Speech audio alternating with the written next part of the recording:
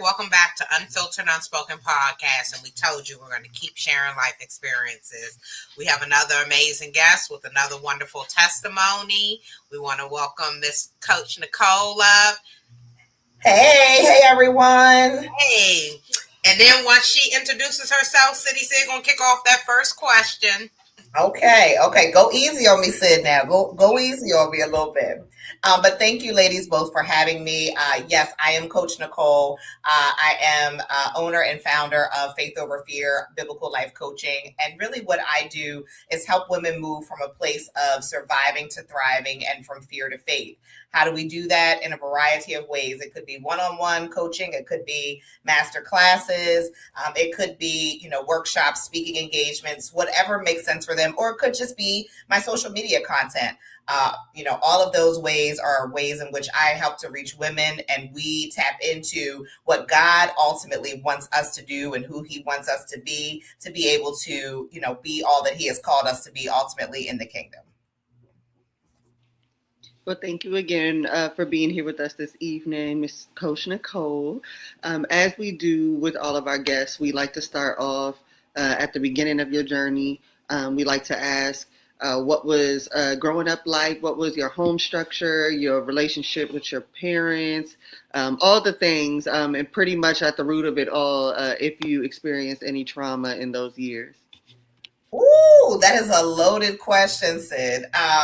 You know what? Actually, I'm going to give you all an exclusive. I'm going to talk about something that I have not talked about on any podcast, social media. So for anybody watching, this is an exclusive. My home life or growing up was, the typical experience that a lot of times, especially in the Black community, we hear about. My mom was a single mom for the majority of my sort of elementary years. I had a lot of uncles, though, so they sort of filled and bridged that gap for me as far as a father figure. But my biological father and I were estranged for, I would say, 35, 36 years. I'm in my 40s now. And so my mom did remarry. She met someone else, and I have an excellent stepfather that I identify him as dad in my life. But just recently, I would say in the last 6 to 9 months, my biological father, he re-entered my life. He reached out to me. He sent me a card in the mail, which I had no idea that he was going to do or how he found me. I mean, literally estranged. We had not spoken, not seen each other, not seen any of his family in over 35 years. And I got this mystery card in the mail, and I was like, who is this? He signed it, your father. And so I had to sit with that for a minute because, this is a person that ultimately is a stranger to me, but is still my father. And it's so weird to have to say both of those in the same sentence. But ultimately, I prayed about it. I took it to God. Obviously I talked to my parents, my husband, my friends, like, what would you do? But I really had to take faith over fear in that moment and say, it's not about me so much. It's about what God wants from me in that circumstance. And so at the end of the day, I want God to be pleased with me, just like we all want God to be pleased with us. I forgive him. I forgive him not being present. I turned out okay. And even if I had not, it's not my responsibility or my job to punish him for how my life went. And I know that's hard for us sometimes, especially as women, when we do not have the right upbringing, when we don't have the childhood that we actually deserved. But that's a job for Jesus and not for me to shackle you or hold a grudge or curse you out. All that does is separate me from God. And so I reached back out, gave him an olive branch. And so now we are building what a relationship would look like. I have boundaries around it. I have some things that are non-negotiables. But ultimately, that is kind of what my childhood was like and where I am today with it.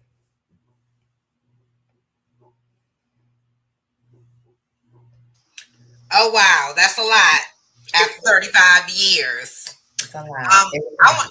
I'm going to stay there just a little bit, and then I'll go back. I want to ask, I know you say you just sat there and you thought about it, but what were your emotions? How did you just feel on the inside in trying to navigate pretty much a stranger? Right, a stranger who's your father. It's like those things shouldn't coexist. I think first I was shocked. I couldn't really believe it. Then I started to panic a little bit. Like, how did you find me? How did you know where I was? I don't live in the town that I grew up with, and of course, my name is different because I'm married. So it's like, how did you even find me? Is this legitimate? Is somebody playing a joke? So once you go through all those emotions, then I actually started to think about like my stepdad, who is my dad. Like, what is his feelings going to be? How will my husband feel? How do we navigate my daughter? Because my daughter, my stepdad is grandpop to her. So all of these different things. And it's funny that we're talking about this. I never really thought about myself. Isn't that crazy? I never really thought about me. I thought about all the people in my village, in my circle. How would they feel? Even down to my friends who love my stepdad and embrace him as their uncle, if you will. And, it's like, how will everyone feel? I didn't really think about me. But what I did think about in it is, what would God want me to do? And I often say we should bring back those bracelets. If you're old enough to remember those WWJD bracelets, we should bring those back, because I really had to sit and say, what would Jesus do in this circumstance? We know that Jesus, when even in the last days before he went to the cross, he knew people were going to betray him, his besties, his disciples. He still served them. He still washed their feet. He still ate and broke bread with them. And so I really thought about that and said, what would Jesus want me to do in this situation? And ultimately, it was to respond out of love. That doesn't mean that I don't have boundaries. It doesn't mean he gets access to every bit of my life, but I responded in love. And so ultimately, in doing that, I know that God was pleased with me. Is it easy? No. Is it something that I did immediately? No. Did I sit on it a couple weeks and really pray about it? Yes. But ultimately, I did what I think Jesus would want me to do. How long did it take, I guess, to have the conversation with your parents, about what you received, or that he had reached out, and what was their reaction, and how did that affect your decision to, formally meet him or not? Yeah, so my parents and I are very close. I talk to them every day. I know some people don't talk to their parents all the time, but I do talk to my parents every day, multiple times a day. We just have that. We're blessed with that type of relationship. So first person I told was my husband. Second person I told was my best friend. And then after talking to them, I said, okay, I'm going to call my parents and talk to them about it. So it was the same day as me receiving the card. And I really just wanted them to weigh in on, what are your thoughts? What do you feel? How does this make you feel? I was particularly protective of my stepdad because, he has loved me since I was, like I said, elementary school age. And so I did not want him to feel like if I did reach out, he would be replaced. And I certainly didn't want him to think he would lose his position as grandpa to my daughter. And so really, in that moment, I got everyone's thoughts, and then I just sat with God. And that's something that we really should do as women, as believers. We really can take everybody's opinion, but at the end of the day, it's got to be you and God. You have to sit with God and work out between the two of you. What do you think is best for me? So for anyone that's watching that has a fractured relationship and you just don't know what to do with it, you can listen to social media, your friends, family. You can take it to the group chat. You can put it in a discussion board. But at the end of the day, it has to be you and God that make that decision at the end. Agreed. And see, you took my question. We always do that to each other.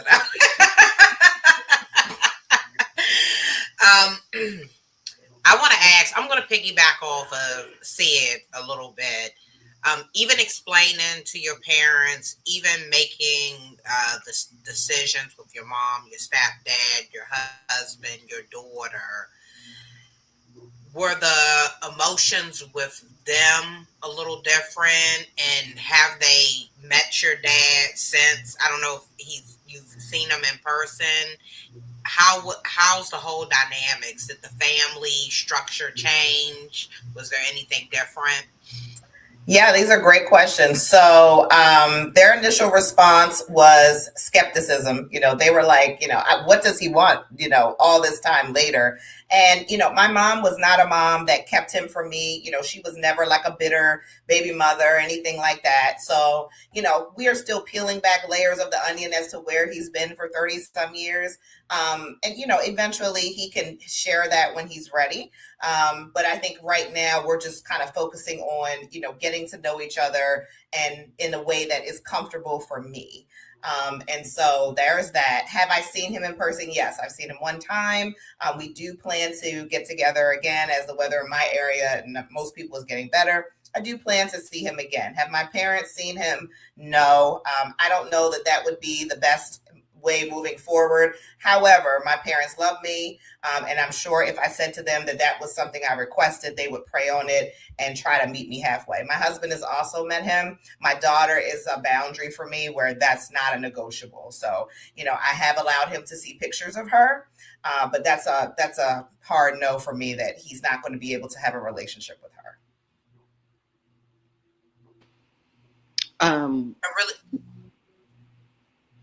You went back on mute.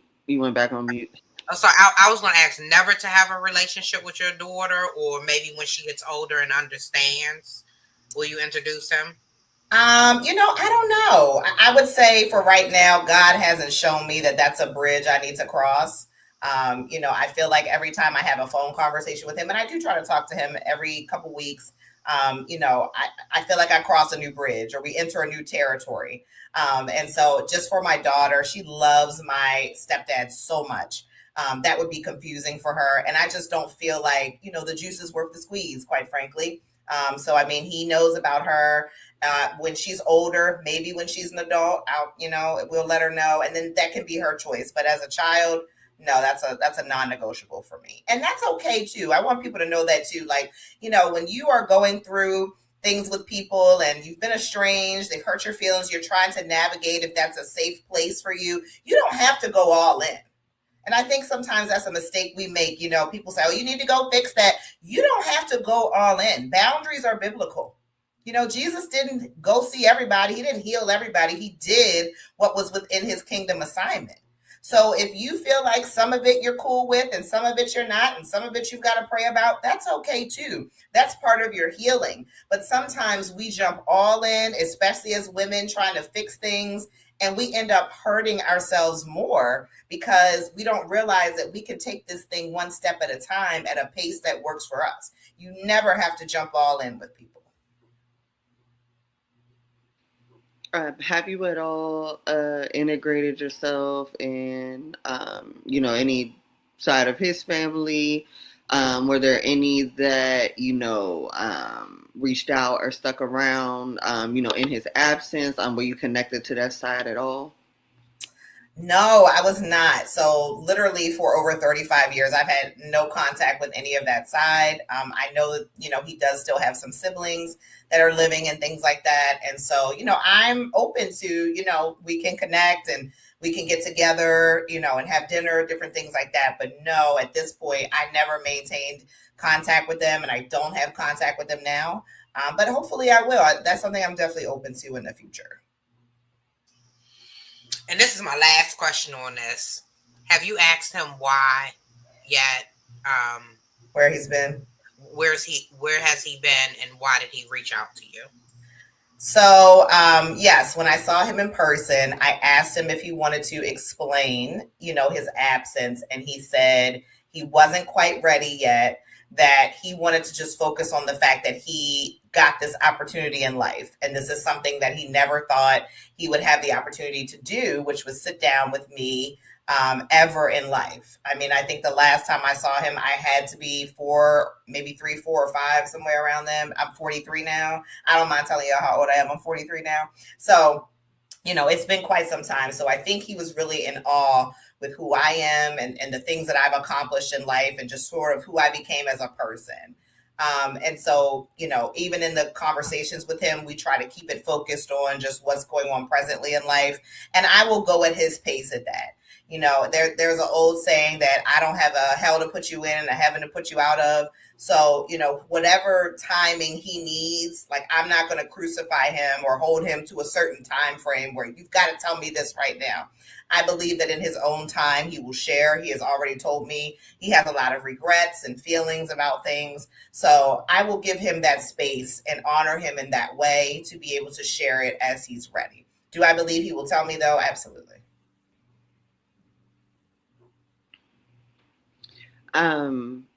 Now, has the experience or, where you are thus far, has that, I guess, satisfied any, of the longing that you had or any of the kind of missing piece that you thought, you may have had? Like, did that do anything for you concerning how you felt about him not being there, if you felt anything at all, having your stepdad around? Yeah, and it's interesting when you ask that, because I never really felt a void, and I know that sounds weird, and I know a lot of it is because of my stepdad and just the amazing job him and my mom have done, but I never really felt a void. I was never angry, but I think a lot of that goes back to my mom, and she didn't raise me to be angry. She just said he's just not here, and we don't know why, and we'll say a prayer for him. Things that have been interesting is just learning some things about myself and sort of seeing where it may come from in different ways, or seeing different similarities of how we might be alike. For example, I really like to drive, and finding out he's been a truck driver all his life. So just different similarities, and just getting to know different things about my background and history that I can appreciate a bit more now as an adult than I would have as a child. So those things have been eye-opening, and being able to fill those voids. But outside of that, really, I'm okay. Okay. So I know a piece of us talking there, like, were some key words that you use. So I want to kind of chime in there. Okay. One of them is abandonment. Can you talk a little bit about abandonment in your life and why you felt as though you were abandoned, and maybe a scenario of a situation that caused you to feel abandonment?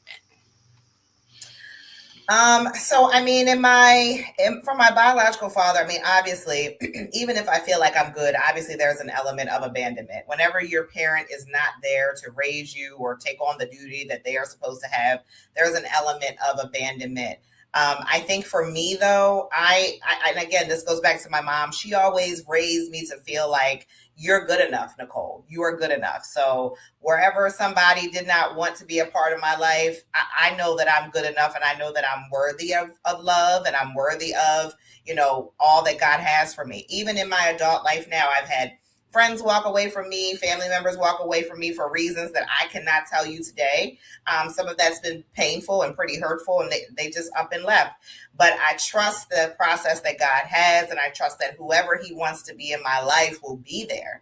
And I understand that sometimes people really are here for a season, and I cannot hold on to them longer than God wants them to be here. So even when you feel abandoned or you feel alone, sometimes you just have to trust God's process and his will for your life. Now, I will say I've also felt times in life where, and this might be difficult for people to hear, but I felt abandoned by God. I've had some very difficult seasons in my life where, my faith was not always where it is today, where I felt like, God, where did you go? It seems like you just taking care of everybody else, but I'm here and I'm still praying on things that have not come to pass. To me, that's been more challenging than people walking away, but I'm stronger now, and my faith has grown more into a place, and God has shown me things as I know him on a more intimate level, to know that it's never abandonment, but sometimes, he really is silent while he's working. You just have to trust that he is always up to something. So just in relation to our, title of our episode, Healing the Inner Woman, what is it that you felt like you needed to heal from? What was the circumstance? What kind of brought you to that moment? Kind of just give us a rundown of what, that moment was when you were just like, that, enough is enough. I got to get it together. Yeah, so probably two seasons in my life. So one, 2017, my husband and I, we got pregnant with our son, and he passed away before, he was born. And so that was a very difficult and dark season. And what's interesting about that season is right in the midst of us being pregnant and losing our son, it was like everybody else became pregnant. We got all the baby shower invitations, people that really didn't even want to be pregnant. I mean, all of these different things were happening. And I was like, God, like, why do they get to have their babies? Like, what? I don't understand. Like, we did everything the right way. We got married first, then we're trying to have our kid, all the traditional things. Why are we the ones sitting in loss? And it was really, that was the first season that I really had to sit with God and wrestle with him and understand, what are you doing? Because I felt very broken. I felt very discouraged. I felt distant from God because I just felt like it should have been simple. What I now know, though, is that my husband and I, we weren't quite ready to be the parents that we are today. And we wouldn't have been what we are today if we hadn't taken that loss. But God always works from the end. He doesn't show you the middle. He doesn't show you all those things. So that was probably the first time that I really felt like I had, my faith was challenged and I had to get it together, as you said. The second time is definitely 2024.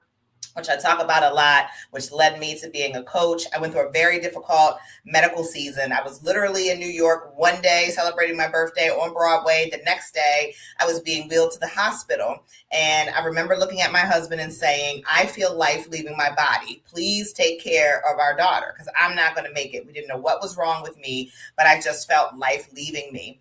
Ultimately, it ended up being my thyroid. But that took me on a year of very serious medical complications, chronic insomnia, anxiety, depression. I got unintentionally addicted to medication and I had to go through a detox. I went through a cancer scare in the middle of this, just all these things back to back to back. And so, my cousin is a minister and an elder, and she really helped me through that season to say, you know what, it's hands up. This is spiritual warfare that you are in. There is something that God wants you to do that the enemy does not want you to get there to do it. And so she really helped pour into me and taught me it's hands up, that you have to fight all the time. And so that is really where my faith started becoming even more shaped and molded to allow me to be the coach that you see in front of me today. And so the reason I tell you that it was my thyroid is not just because I want to tell you my business, but the number one risk, because I had my thyroid removed, of thyroid surgery is losing your voice, right? Whether it's temporarily or for long term, it may never come back the same. But when I came out of my surgery, I sounded just like I do today. And so I say all that to say the enemy really was after my voice and to allow me to not be able to do things like this today. But God said, touch not thou my anointed. But it was because I had to have faith over fear and know that what I was going through in that moment, it was very difficult and dark, but God had a plan and he was not going to leave me in that place. And so that's allowed me to heal and be able to face adversity and life's troubles a lot more differently than I did before I had gone through that season. And it really helped me to heal and understand other things that I had gone through as well. And I want to jump right there because this is another piece that we love to share is rare conditions or conditions and diagnosis, because a lot of people navigate through life and they have symptoms and they don't understand the symptoms and they play this thing of what's wrong with me. You're diagnosed this, but that's not what you're really diagnosed with. So it's like you're playing with your health. So I want to jump in a little bit into your medical health. So you said you went to Broadway and it came back, you got sick. You just didn't feel good. Yeah. Did you have symptoms? I'm going to start with the thyroids. Did you have symptoms leading up until your event of causing you to go to the hospital? Because there had to be some symptoms, right? So, with thyroids. Not really, no. That's the crazy part. Now, looking back, I've never been the best sleeper. So I think that definitely was a symptom with me just not sleeping well. And then anxiety, I've always battled with that off and on. And so my thyroid was overactive, which causes both of those things. But my thyroid levels, I always get my physicals done. They always came back normal. I never had any problems. But the extent of the problems that I had, like literally overnight, my neck had like immediately swelled up. I had this chronic, just horrible insomnia where like I would not sleep for days. Anxiety that you could like feel it in your chest almost. That I had trouble with appetite and with eating. It was just so many things that happened, and I had experienced nothing like that in my life. I had never taken any medication like that, like I do today. And so heart palpitations was another one, just trying to get my heart rate down because it raised my heart rate. I didn't have any of that. It literally was like God let me say, you know what, Nicole, you get one more birthday. You can be out here and do what you want to do. And literally the next day, it was like, all right, that's it. It's time for that faith test to crank up. And it was almost like he threw me in that lion's den, like Daniel. And so that's where I was. And so, you know, that's where I stayed for a while. And I prayed, and everybody said, pray, it'll get better. It did not get better, not right away. But it was a problem with me, not a problem with God. And so knowing him more and understanding him, I understand why he had to take me through all of those things. Okay, now you did say there was, a second kind of event that, caused you to have to, take a little healing journey. So what was that event? Oh, so that was what I shared before about my son passing. So those two things, really the 2024 medical crisis and then my son passing in 2017 would definitely be the two things that I would say really tested my faith, but also pushed me to be who I am today. Those would be the two things. Okay, so then I want to ask, what would you say, between both were or was maybe your lowest moment or that defining moment that, just in your mind, you were just like, I have to do something to get through this. Was it just like a spontaneous spark, or was it a moment of motivation from someone? Like, how did it all come about? No. So part of my thyroid issue, like I said, it caused chronic insomnia and anxiety. And so in trying to heal that, while they tried to get my thyroid to calm down, if you will, they put me on Xanax. And if you've never taken Xanax, it is something that is highly addictive. And I was prescribed it to take it to help with my insomnia and anxiety. It worked exactly as it was supposed to. I took it exactly as I was supposed to for about, I would say 90 days. And then I started feeling better. And I was like, you know what? I don't really need to take this anymore. I'm going to just stop taking it. And guess what, y'all? I could not, my body had become dependent upon it in that 90 days. And so when I stopped trying to take it, I ended up having to go into a medical health facility, a detox place, because my body was addicted to it essentially. And so I remember going to the emergency room saying, I don't feel right. And they were like, oh, what are you taking? I said, Xanax. I said, you can't come off of it that way. You have to detox and withdraw from it. And I was like, what? So now, mind you, I had already sat through insomnia, anxiety, a cancer scare. My husband had a car accident in the middle of this. On the highway, his car was totaled. He was not working. I'm barely working. We're trying to keep things as normal as possible for my daughter. And now you are telling me that a medication you prescribed me that I took as I was supposed to, I'm now going to have a detox plan? Like people who are, abusing drugs and alcohol, and yeah, you got to do that. So I ended up having to go and get help for that and really detox. And it takes you through a process just like alcohol withdrawals would be. And, it comes with tremors and hallucinations and all these other things. And I'm sitting there looking up at the ceiling, and I just remember just crying and just saying to God, what do you just not want me to be here anymore? Like, what is the end game? Like, is it just that, my life has done enough and you ready to call me home? Because that's how despondent and low I felt. But in that moment, what I didn't realize was God really had stripped me down to the bare bones, if you will, of Nicole. And all I had left was to cry out to him. I mean, there was no more phone calls to make, nobody else that I could talk to that didn't already know what was going on. It was really just me and God and me just crying out to him. And when that happened, and I just really said, God, I want to be okay. if you bring me through this, you've got to have something for me to do. Bring me through this, and I promise I'll serve you. I'll do what it is that you want me to do. A couple days later, things started to turn a corner. And I started to feel better. And then slowly, that's when he started to reveal to me all the things that he had for me to do that I've done since then. But really, he had to, really strip me down and put me in the darkest place I've ever been. I mean, this is darker even than losing my son, because you really feel like you're losing your mind. It's almost like a detachment from reality in some ways. It's a scary place to be. So that was probably the moment where I said, I can't do it anymore. Like, God, you either help me, bring me out of this, or call me home. But it's got to be a reason. I can't sit in this much longer. And so ultimately, he showed me what he wanted me to do. And I want to go a little bit, if you're okay, I want to go a little bit deeper. Going through everything that you went through, what was the feeling? Because I know a lot of people go through this and they don't know what to do, or people don't understand the feeling. So we want the audience to understand, like when people go through coming off of, they would consider that a narcotic, right? Yes.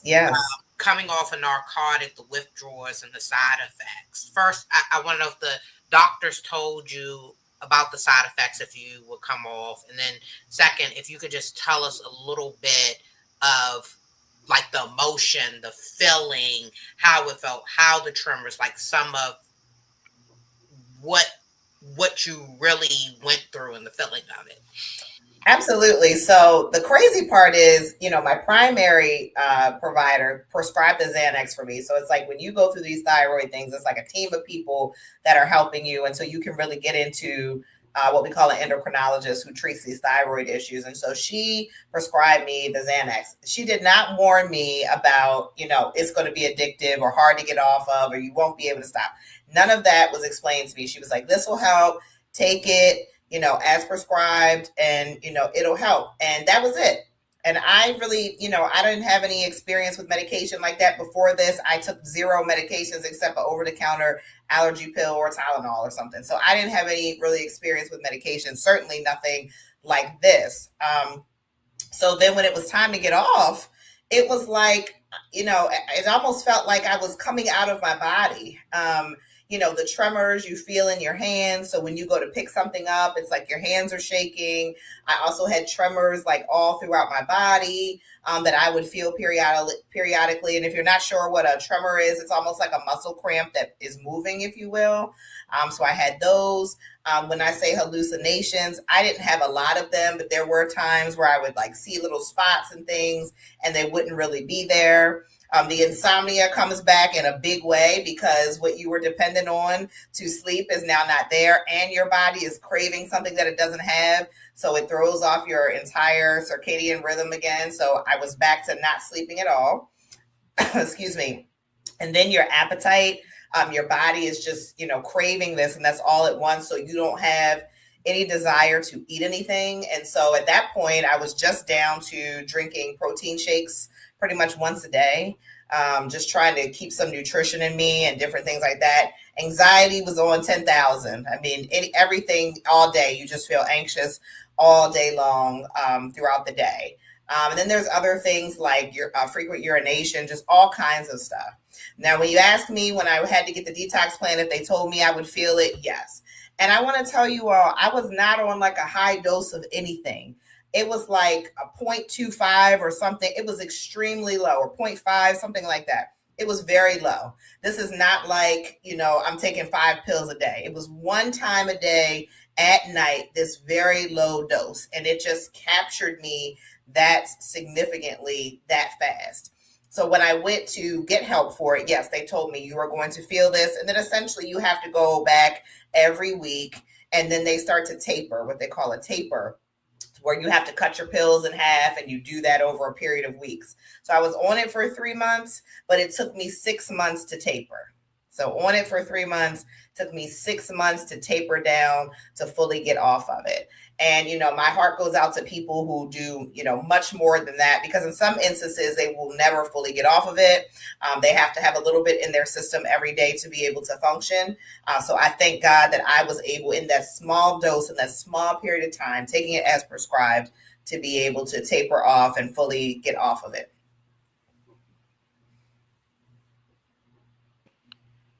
Now, with that being said, since you were kind of, taken aback that, it would cause such issues, did you necessarily feel like taking it was working, or were you feeling any types of differences, just on your regular day to day, or was pretty much the, taking it out of your system, what you felt more?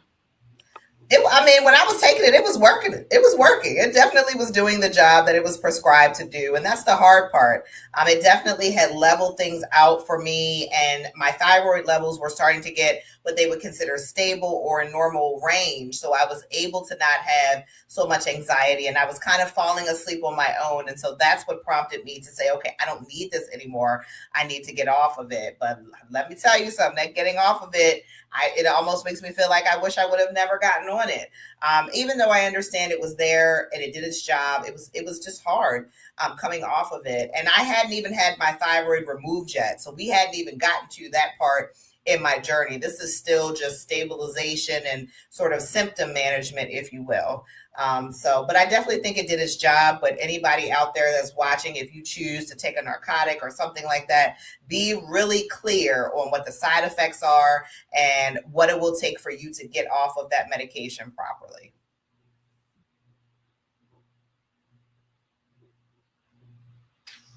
And I want to go, are you open to talking about your son?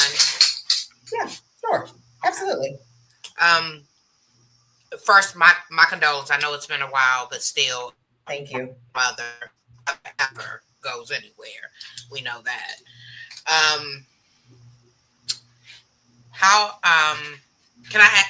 old he was? How old was your son when he passed away? And what were some of the changes when you lost him? Because there are a lot of moms that grieve, and everyone's grieving is different. So we have to allow people to grieve how they're more comfortable with grieving. What was your grieving process like? Yeah, absolutely. And I think I said 2017, but it's actually 2016 that we lost him. His name is Noah. We named him Noah. So I was in the second trimester when he passed. So not as, far along as he could have been, or he was not already born, but I was in the second trimester. It did require medical intervention to, of course, have, remove him from my body, excuse me, and things like that. I think the hardest part in that was that he had passed away, but my body didn't recognize it right away. And so it really was one of those things where you go into, for your checkup and they're looking at things and things are just not the way they need to be. And you just think everything is going to be fine. It was my first pregnancy. I didn't have any reason to think anything would not be fine. And then they all get quiet and then they start going to get more people. And that's when you get on a roller coaster that you pray you never have to ride. And so for my body, I still felt pregnant, although he had passed, in the womb. So it was like my body hadn't fully caught on to the fact that he was no longer living. And then, of course, that process of, having procedures and things, all those things to remove that pregnancy, it is very difficult. And then you go home and you see all the things that you had purchased and, then you start getting the emails for all the things that you registered for and signed up for. And, it's not there anymore. And so that you feel empty. You feel like a piece of you is missing. You feel like a piece of you, departed from you sooner than it should have. You start to question why these things happen. Did you do something wrong as mom? Or, all the things that we take ourselves through. Ultimately, though, we know that we have to trust God's plan. And if he allows it, it's for a reason. But it's difficult to sit with that, especially right after that, watching everybody around us, it seemed like become pregnant, and we're the only people, we're here holding a memorial box, if you will, and everybody else is instead getting ready to hold their baby. That was very difficult to go through and to heal from. But I have an amazing husband, and we just went through it together. We got all the counseling and everything that we needed to get. We had very supportive village. Even those who love us, who were in that pregnancy season at the time, really handled us with care. And God honored us, a little more than a year later with giving us our daughter.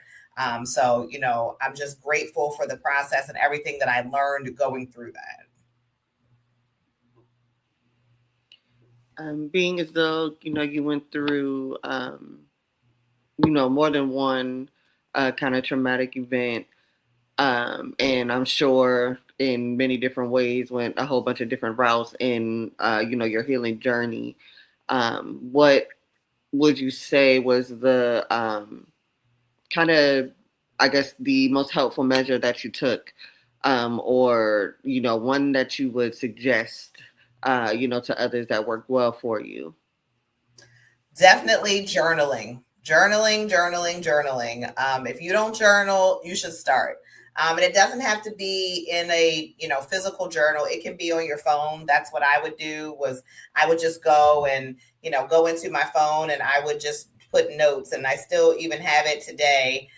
You probably can't see this, but it says God things at the top. And so that's just where I write the different things that come to mind and things that I need to, sort of give to God, if you will. And so looking back, when I go back and I scroll back through those dates and times where I was in a really, really difficult place and I really felt abandoned, I felt like God had forgotten me, like I fell off a list somewhere, like I didn't understand why the things I was praying for were going to other people, it seemed like. I can look back at those things today and say, wow, look how far God has brought me from, where I was questioning whether I even deserve to live or should still be here, or if there was any purpose for me, or if I was good enough for certain things. Look where God has brought me now. And so for anyone who is questioning their path or why things are not working out, I really recommend journaling and really giving those things to God. We know the Bible tells us to cast all of our cares onto him. And that's an easy way to do that, is to write them down and be able to just keep going and reflect back. Even when I was really, really sick, I wrote things down and I pasted them in my bathroom, and I still have that list there 2 years later. It's there, and I look at it every so often and I say, wow, look at all these things that I was facing then, but look at where God has brought me now. So I definitely recommend journaling to everybody. I agree 100% with you. Yes. Journaling, yes. Mm-hmm. Yes. I want to, you also mentioned, I want to bring up keywords that you, when we chatted, criticism. That's a big word. It's a big and word. It surrounds a lot of stuff. Can you talk a little bit about what you meant by criticism and how did that impact your life? So I think I've always been hard on myself anyway. But I also, I try to be open to feedback, and I try to be open to constructive criticism from people. But a lot of times I know what I faced is a lot of criticism that I may not be deserving of. I think all of us are on our own path and trying to figure it out as best we can. But, for me, sometimes I feel like I've been dealt an unfair hand, where it's almost like I've been held to a standard that other people do not get held to.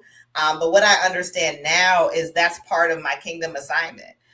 Those of us, we all have kingdom assignments, but those of us who sort of go out there a little bit more in a public light and things like that, when we put ourselves out there, we are going to face criticism a bit more. Obviously, we know Jesus, he faced the most criticism of all, and he came to literally help everybody, and he still faced that. So, for me, I just try to tune out the noise and continue to move forward. But sometimes it gets difficult. Sometimes you hear things that hurt your feelings or that might make you stumble or question your assignment. But that's where you have to fix your crown and realize that it's about God and nobody else. and keep moving forward and not be so hard on myself. That's one of the things my mom always tells me, Nicole, you got to give yourself more grace. And so I really tried to work on that, is giving myself grace to make mistakes, to understand I don't get it right every time or the first time. And that ultimately, I'm learning just like everybody else is, and to be more gentle with myself. Sometimes as women, we are not gentle with ourselves. We will give all the grace to everybody else, but be so hard on ourselves. And so I'm learning to do that and be gentle with Nicole. Do you feel like, at this kind of serene point in your life, do you feel like you've had any moments where you backslid and just kind of had to like sit and reflect and kind of check yourself? And if so, what was that situation?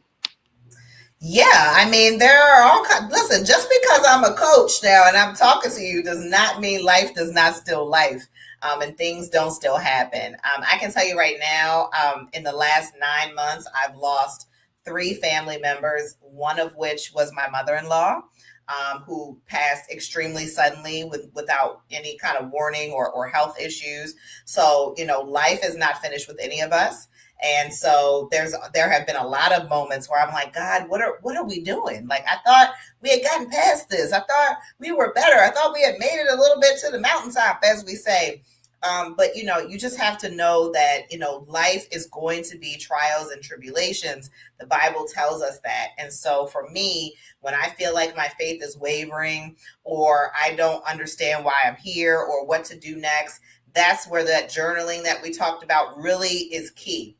Because you can look back and you can see, okay, remember God brought you through this? Because sometimes, a lot of times when we're healing and we've made it through a situation, we get amnesia about what God brought us through. We might remember some of it, but we don't remember all the details. And so with journaling, you can go back and you can say, oh man, I forgot about that. And that happened on a Tuesday and that happened on a Friday.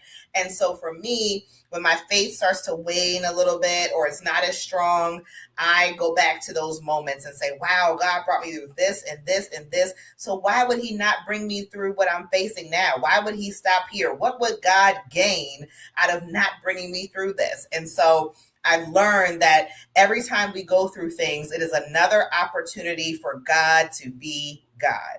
That's all it is. It's another opportunity for God to be God. How can he show up in our lives if we never go through anything? If we never get a test, if everything is always tipping through the tulips and it's a sunny day, when does God get to show up and be who he says he is?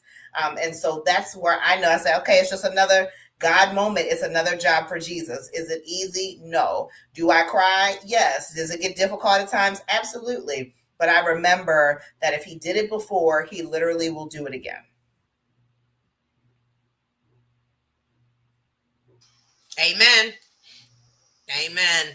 I want to ask really quick, because depression is a really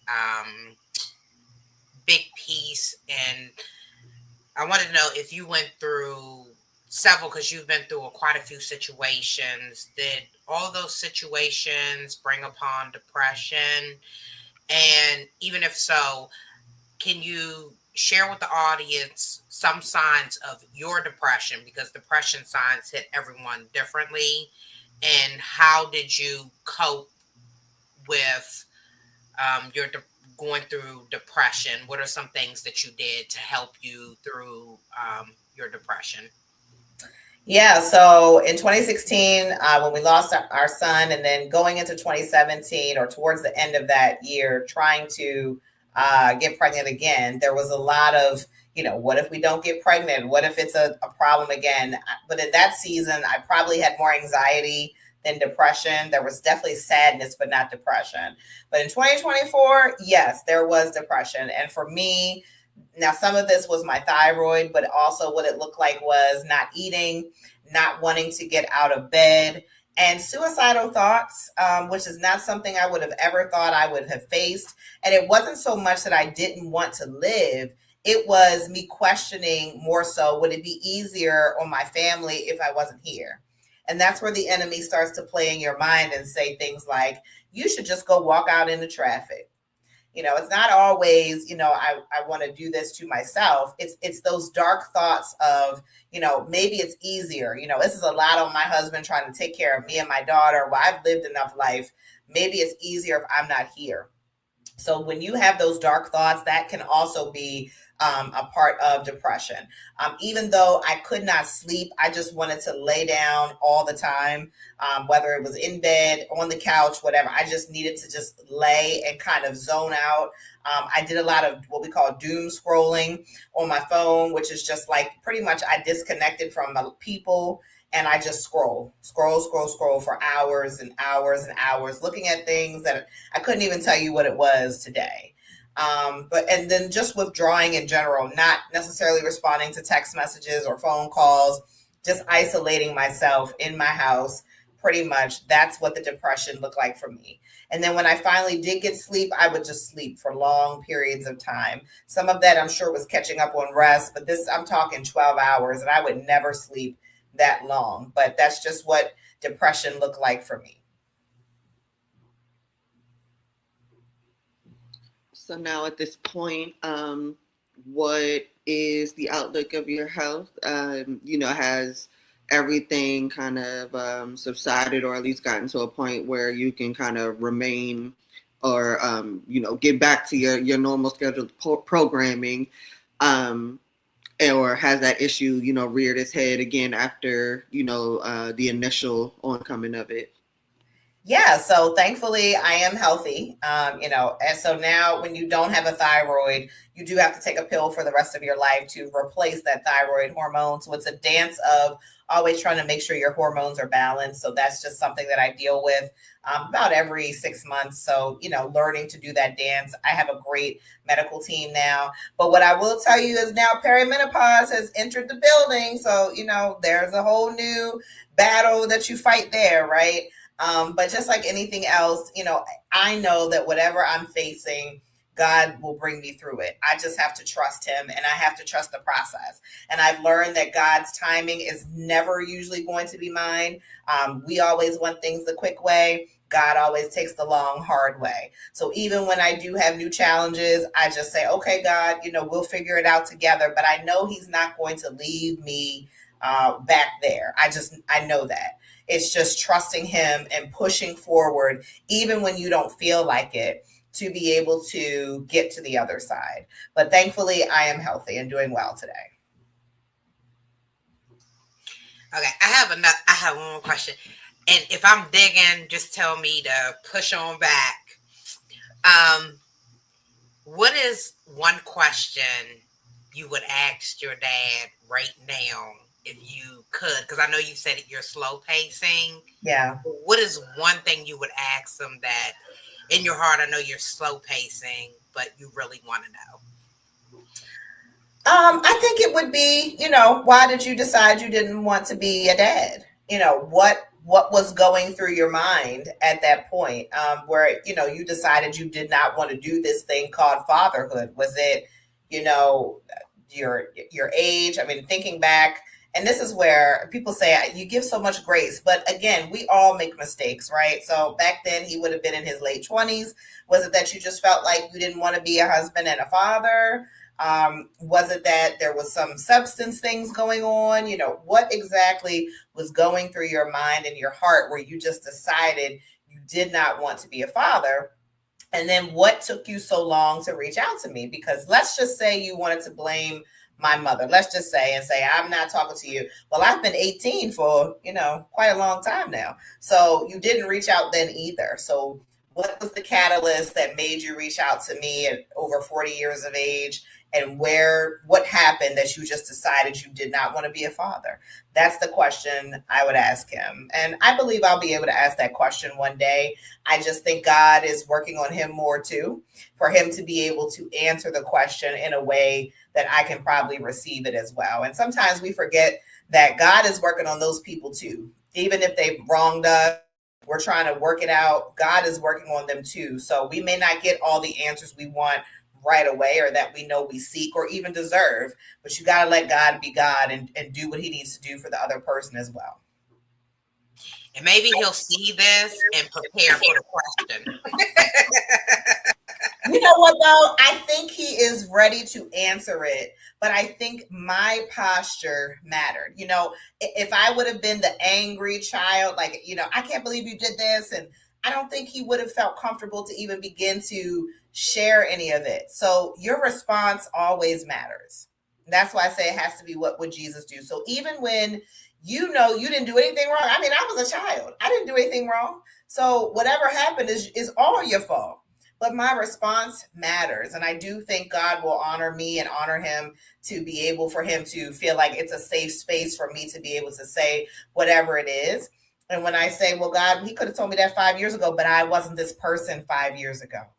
So I may not have been able to receive it or have the right response either. So that's why I say God is always up to something. Even when it seems like he's left you or nothing is happening, he's always working some kind of way.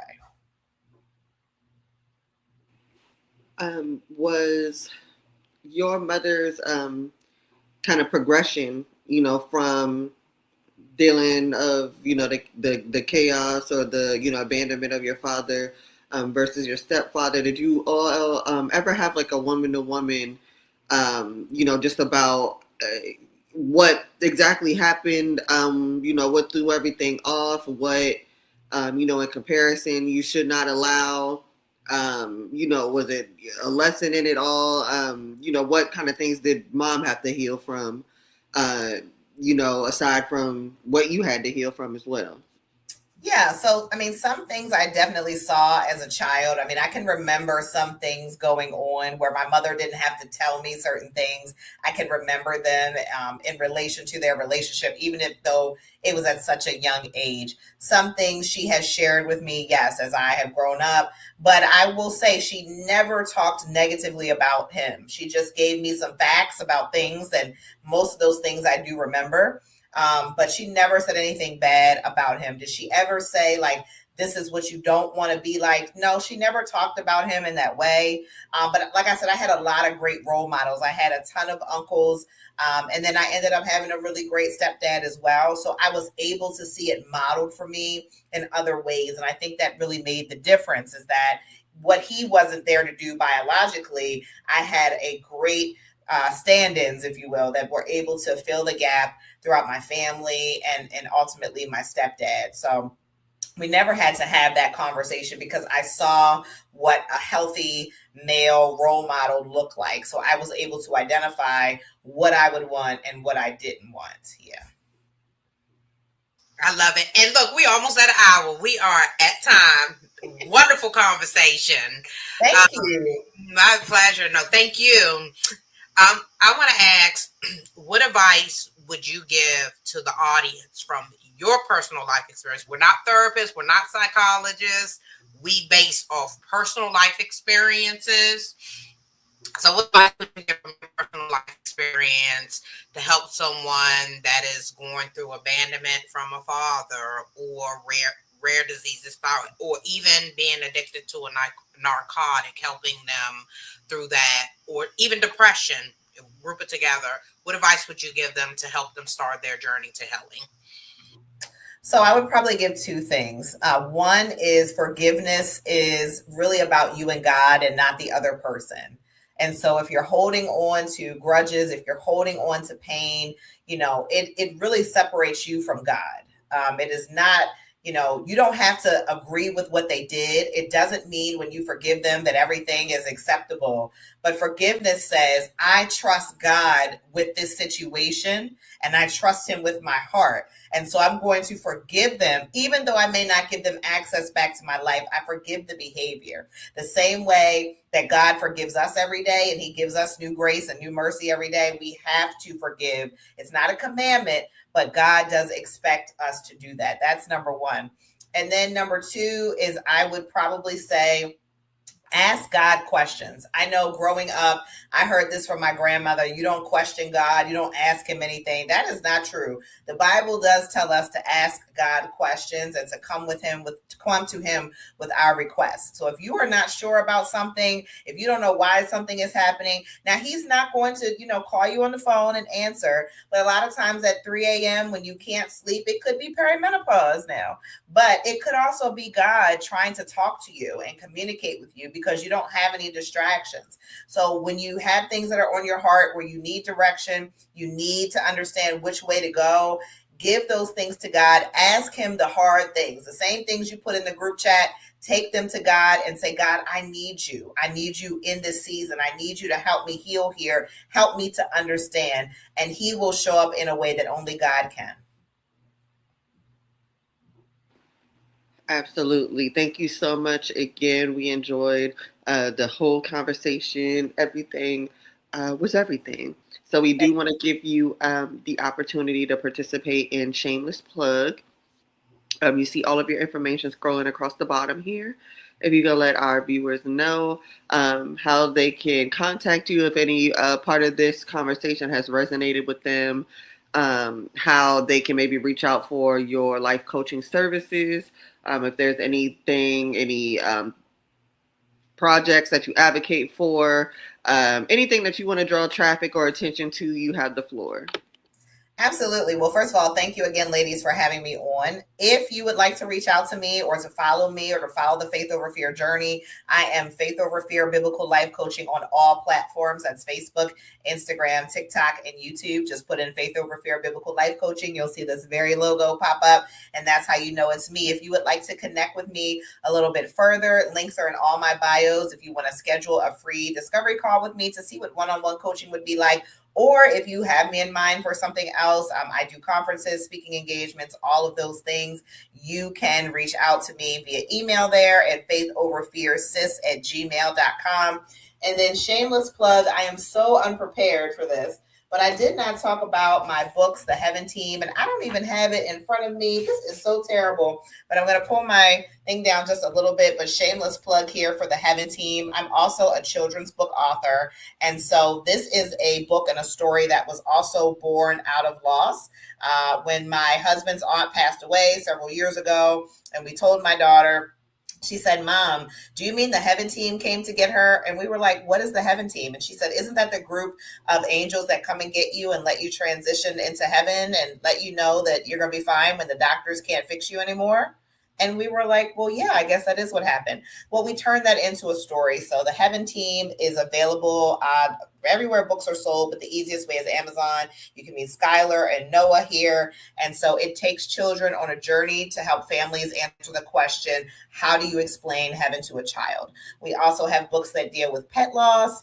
And we just recently launched our newest book, which is Jesus is My Superhero, that my daughter actually wrote and co-authored with me. And that takes children on the journey of understanding faith and why Jesus has to be our favorite superhero. So that is also available on all social media platforms. You can just look for the Heaven Team book on Facebook, Instagram, and TikTok. Again, the Heaven Team book and all the books are available on Amazon for easy purchase. I love that. And the two characters are your kids, Noah and Skylar. Well, my daughter's name is Layla, but Noah, of course, is my son that passed on. Yep, you were paying attention. That's right. Look, that is Skylar. We named her that because heaven is in the sky, and so that's why we named my daughter's name is Layla, though. Okay. So yes, we named her Skylar, the other character, because it's the sky. So okay, I love that. I love that. Come support. Come support. Yes. And see, I'm proof. I had no idea I would be a coach and have a biblical coaching business and be certified and be a children's book author before everything happened to me in 2024. So when I tell you God is always up to something, if you can't remember anything else, remember that I'm proof. Amen. Amen. We want to thank you so much for being a guest on Unfiltered Unspoken Podcast, where we're going to continue to share life experiences in hopes that someone will connect to start their journey to healing. This is a resource base. We're not therapists. We're not psychologists. So if we resonate with you, please come like, share, and subscribe to our YouTube. Subscribe to come follow us on all social media platforms, LinkedIn, TikTok, Instagram, Facebook, Unfiltered Unspoken Podcast. And see, we're going to keep sharing life experiences. Ain't that right? That's right. That's right. Thank you so much, Coach Nicole, for being a guest on our platform and supporting our platform, because without our guests, we would not have a platform. And part of when we get started, bringing awareness, is the Good Fight. We support the Good Fight nonprofit organization, giving back to our communities. It is a resource based through healing journeys. So, yes, if you're interested, please come support our nonprofit and help us keep it alive. And thank you for tuning in each and every Monday at 8 p.m. Peace.